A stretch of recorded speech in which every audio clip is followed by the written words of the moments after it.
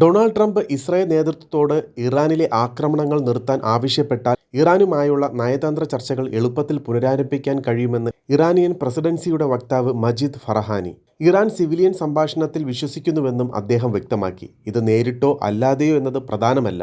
ഇസ്രായേലുമായി ഒരു phone call മാത്രം മതി. പ്രസിഡന്റ് ഡൊണാൾഡ് ട്രംപിന് എളുപ്പത്തിൽ യുദ്ധം നിർത്താൻ കഴിയുമെന്നും അദ്ദേഹം വ്യക്തമാക്കി. ഇസ്രായേൽ ബോംബുകൾ ഇറാനെ ആക്രമിക്കുമ്പോൾ ചർച്ചകൾ അസാധ്യമാണെന്ന ഇറാനിയൻ നിലപാട് അദ്ദേഹം ആവർത്തിക്കുകയും ചെയ്തു.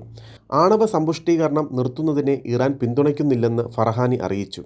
ഇത് സമാധാനപരമായ ആവശ്യങ്ങൾക്കാണെന്നും ടെഹ്റാൻ വ്യക്തമാക്കുന്നു. എന്നാലും വിട്ടുവീഴ്ചകൾക്ക് സാധ്യതയുണ്ടെന്നും അദ്ദേഹം കൂട്ടിച്ചേർത്തു. ഒരുപക്ഷെ അത് കുറയാം, പക്ഷെ ഞങ്ങൾ അത് നിർത്തുകയില്ല എന്നാണ് നിലപാടെന്നും അദ്ദേഹം കൂട്ടിച്ചേർത്തു. അതേസമയം ഇസ്രായേൽ ആക്രമണം തുടരുന്നതിനിടെ യുഎസുമായി ചർച്ച നടത്തില്ലെന്ന് ഇറാൻ വിദേശകാര്യമന്ത്രി വ്യക്തമാക്കി. ഇറാനെതിരായ ഇസ്രായേലിൻ്റെ കുറ്റകൃത്യങ്ങളിൽ യുഎസ് പങ്കാളിയായതിനാൽ അവരുമായി ചർച്ച നടത്തില്ലെന്ന് ഇറാൻ വിദേശകാര്യമന്ത്രി അബ്ബാസ് അരാച്ചി പറഞ്ഞതായി ദി ഗാർഡിയൻ റിപ്പോർട്ട് ചെയ്തു.